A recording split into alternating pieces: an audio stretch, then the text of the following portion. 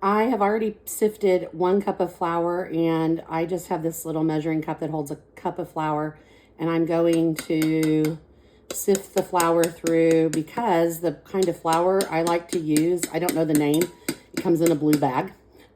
I don't have it right now, so I'm just going to sift regular all-purpose flour into a bowl. My hands are clean. Just takes a second, but this just makes it finer, and it'll make the noodle feel nicer, for lack of a better word. This is a really neat measuring cup. I don't know if you can see, it says 1 cup.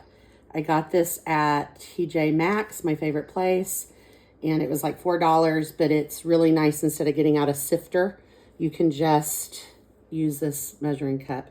Make a little hole in the middle for your eggs. I need to grab a fork because I forgot one. Most of this I do with my hands. You're going to crack 3 eggs into the middle.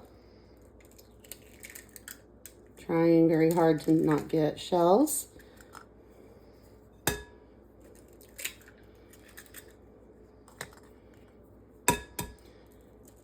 You can do this with just 2 eggs. 3 makes it richer. And then you're going to take your fork and start, like, break your yolks and start working the flour in. It's going to be a pretty sticky dough at first. And you can and will add more flour. I let my eggs sit out 30 minutes, maybe an hour. I don't know. I wasn't timing it. So after you've kind of got your eggs worked in, you're going to take water. This is 2 cups of water. Do not just dump this in. You're going to pour a little at a time and work it in. I don't know. I've never really taken the time to measure this step by step. So that was literally like a quarter. A quarter. Maddie's filming for me. So I just pour a little more in and work it. I'll let you know at the end how much water we ended up. You're pouring it like right on the line. That's good. Yeah, that's funny. All right, so now we're at what? I don't even know how much I've got in there. I'll have to look. 1.25 cups. 1.25 cups? I don't think I've poured a cup yet. Maybe. Oh no, I've poured 1/2 cup. I'm getting ready to pour. I couldn't really read. No, it's fine. Good.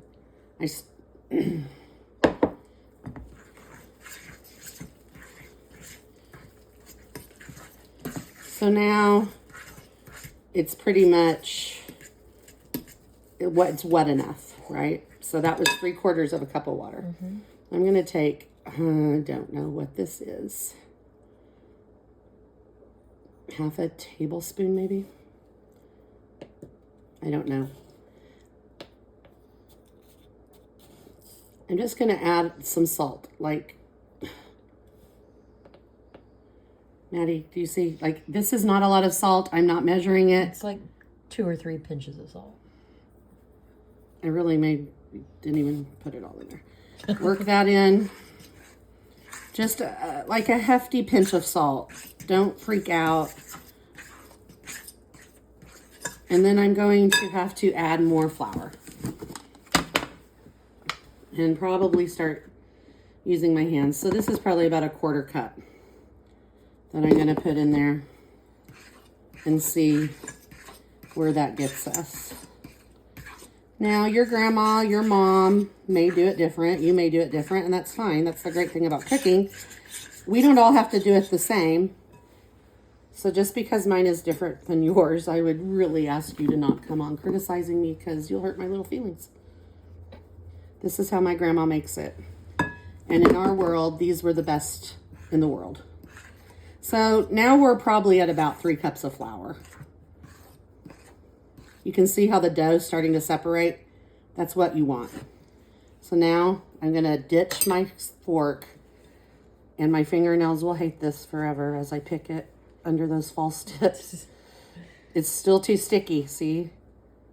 You couldn't roll it, so I'm going to have to add more flour. And I have more flour in the cabinet. I hope I don't have to get it out. This flour becomes so soft when you've sifted it. It makes your dough feel so much nicer. I don't know how to describe it other than if you've made it with one and then the other, you're like, oh, that's nice. So I'm not measuring this flour exactly. You're going to just have to play with it and get can I roll this dough? Probably not yet, but we're getting there. We're getting really close, I think. After this, we're going to let it chill in the fridge. Not everyone does this, but I've read this recently as a hint, and I want to try it today. It's supposed to make it easier to handle when you're rolling. See, it almost reminds me of like pie dough. You can see how it's separating.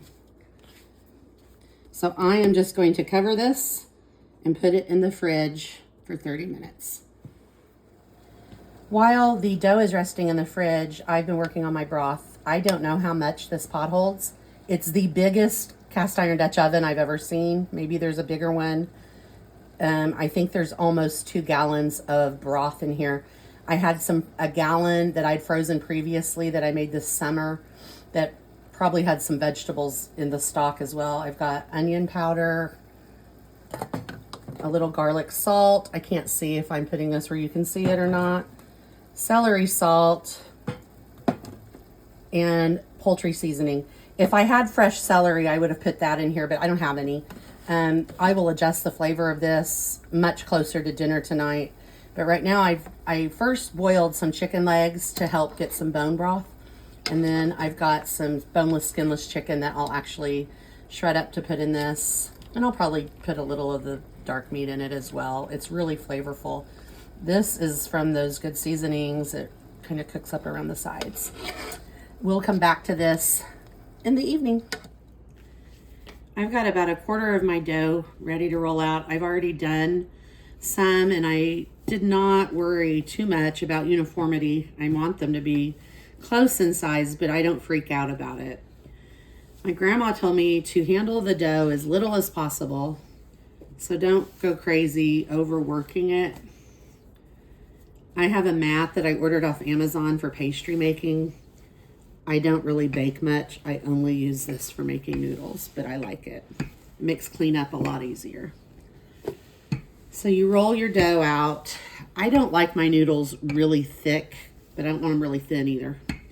So I think that's pretty good.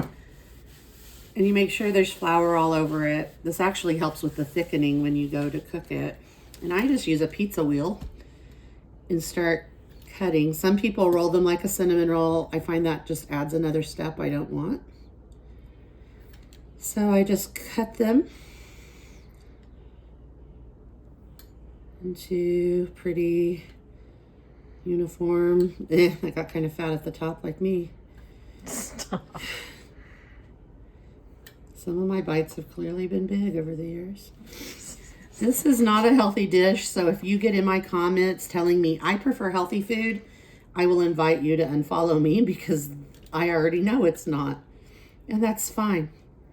Not every meal has to be Weight Watchers or Healthy App perfect. Not every meal is going to be perfect.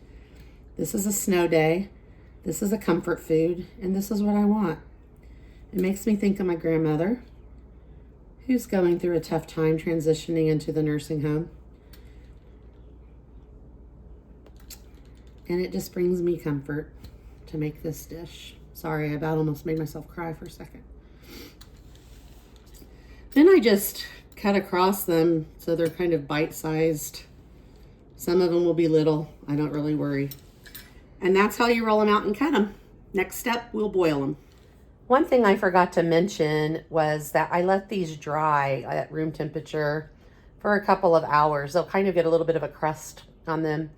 I don't know what this is supposed to benefit, but my grandmother always did it, so that's how we're going to do it. To thicken your noodles, you have to make, I think it's called a slurry, and you just take some flour and chicken broth, and you make it really thick, like a paste. I think this needs a little more broth. And then what you're going to do is stir it into your noodles while they're at a boil. And you've got to stir it pretty fast because you don't just, it'll be like a dough ball if you aren't careful. I've already put the noodles in to boil. So you can see them in here. See, there's a noodle ball that I didn't get apart. Maddie will like that. She likes them chewy. This broth is homemade and it has a really good rich color. There's been no coloring added to this. My grandma used to add yellow food coloring because she thought that made it more appetizing. But honestly, my broth is really rich and it's really good. So I kind of dip it in there and get all the good stuff out. I really won't know for a few minutes if I need to add some more to thicken it. Don't thicken this with cornstarch. You will not be happy with your leftovers. And don't put milk in your noodles. I know some people do, and it's not a criticism, but I just don't think they heat up right. All right, we'll be done in a few minutes.